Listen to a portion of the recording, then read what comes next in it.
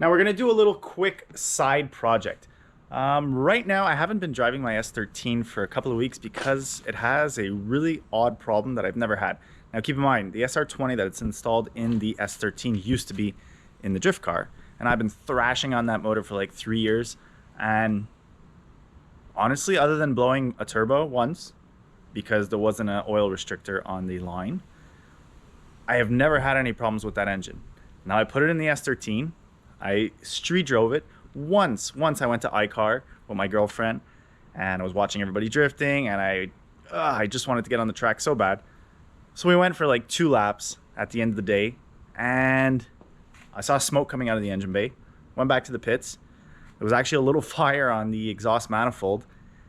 Some oil sprayed everywhere. Under the hood was full of oil, all on the manifold, on the valve cover, on the firewall. There was oil everywhere. Now I thought it came, and I still think it came from either the oil catch can or it shot out of the blow-off valve. So I figured, oh, I forgot to tighten something. I didn't empty the catch can, so I just wiped everything down, drove it back home, no problem, and I fixed it. Emptied the catch can, put new couplers on put new hose clamps. And a couple of days later, I went for a drive, and I realized that the oil pressure was high, even when it was warm. And when I started up, when it's cold, the gauge goes past 100 PSI. It just like pins the gauge to the end. Now keep in mind, this gauge was the same gauge and same sender that was in the drift car. So no differences. So I figured I'm gonna start with an oil change. Maybe there's something restricting in the oil filter. I don't know. I figured it's like, it needs an oil change, so I might as well just do an oil change, and then we'll take it from there. So let's switch out the oil, and hopefully it fixes it. Let's go.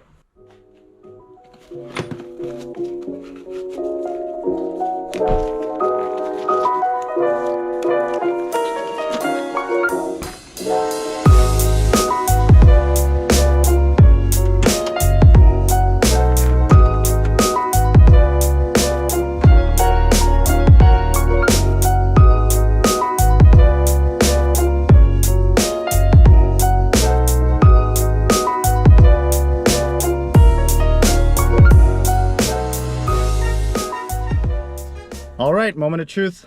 Let's see if that fixed it.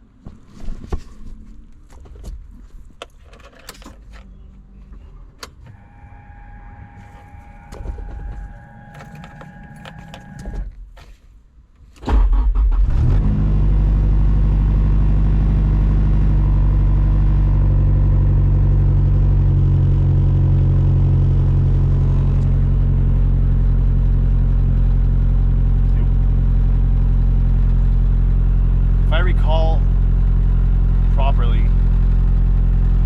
when this motor was in the S14, it used to go to maybe like a bit over 75 PSI at startup.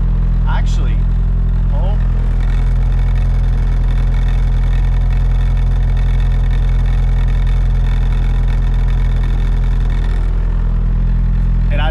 it does seem better now.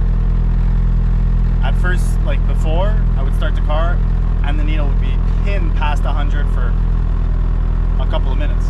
Now it's where it used to be. All right, I'm gonna shut it off, check the oil level, and then I'll start it back up and let it warm up. So we'll come back to that. Meanwhile.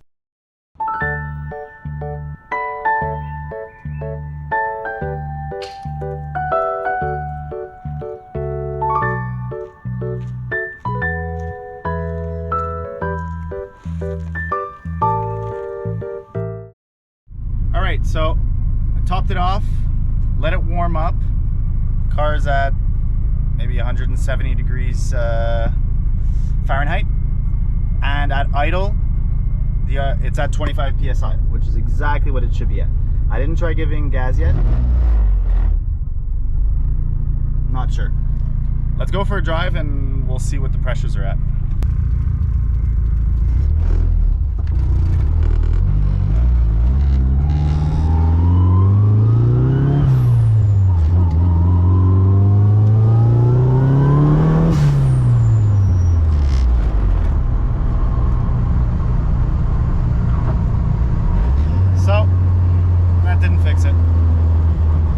Honestly, I really don't know what could be causing that. And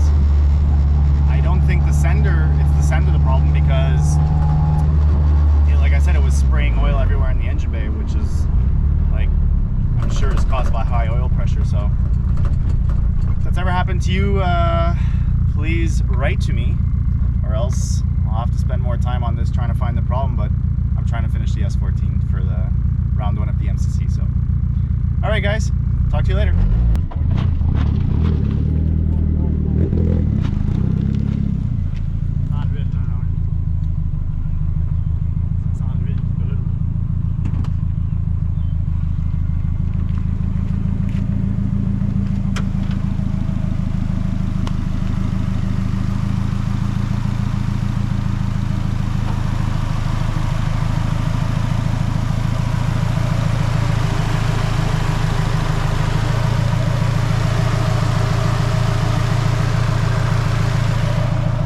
Spraying out of everywhere. It was clearly a problem. Not cool. Oh.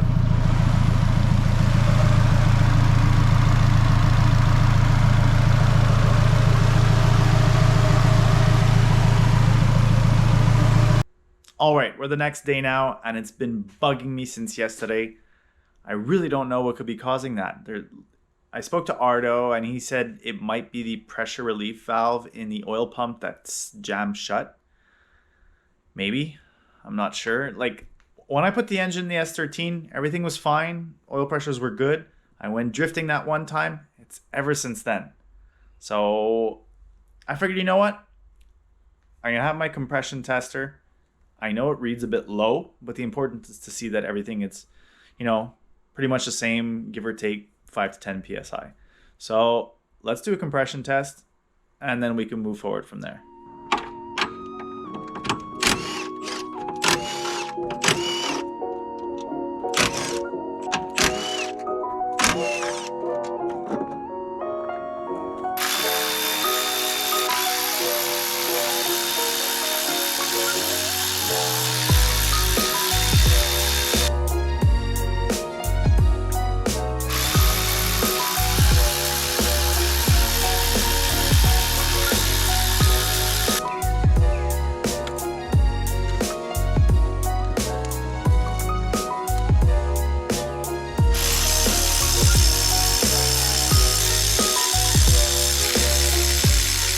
Now, when you're doing a compression test, it's really important to either take the fuse out for the fuel pump. In my case, I'm going to unplug the cam angle sensor, as you can see here.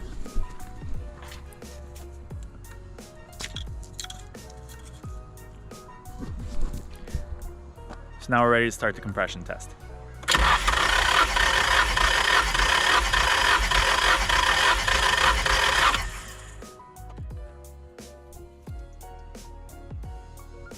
So we're just under 150. Oh, yeah, 150.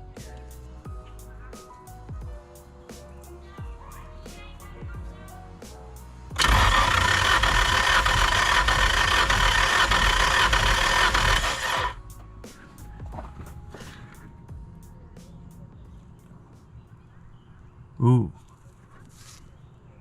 that's no good. Oh, of course. Let me do that again.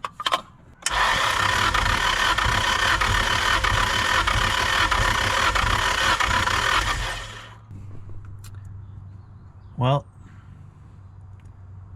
I guess we found the problem. Damn.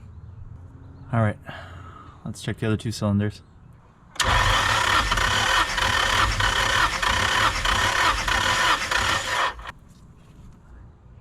This one's at 150.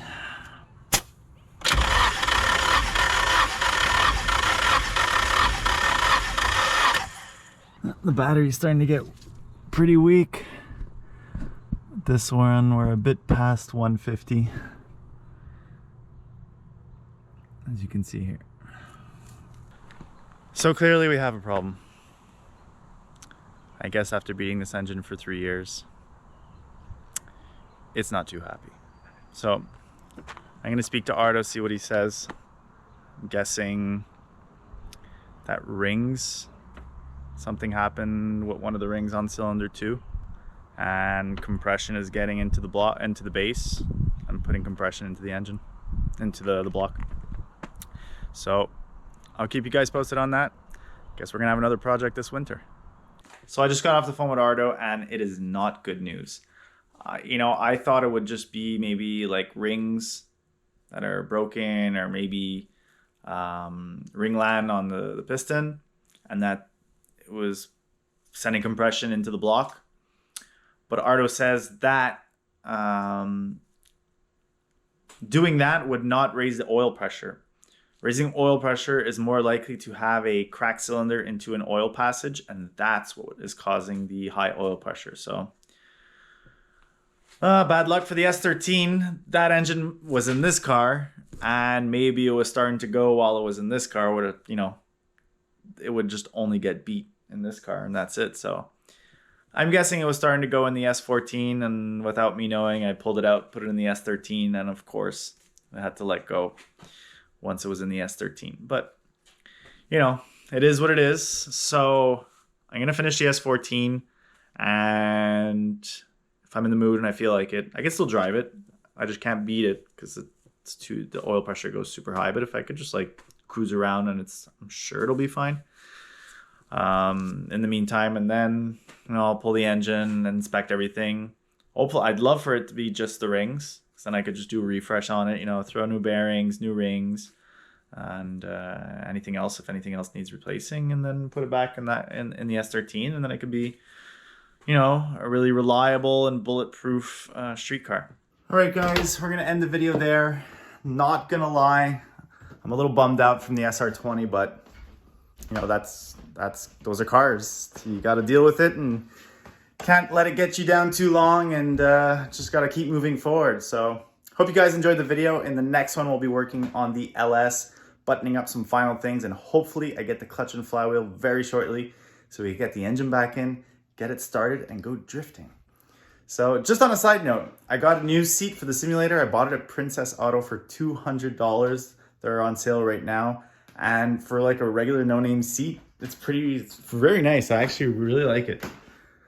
I haven't tested it yet, but I've sat in it. It's really comfortable. And actually, I'm gonna get in the sim and do a couple of laps, and then head to bed. So thanks for watching. Don't forget to subscribe, like, comment, and I'll see you guys another time.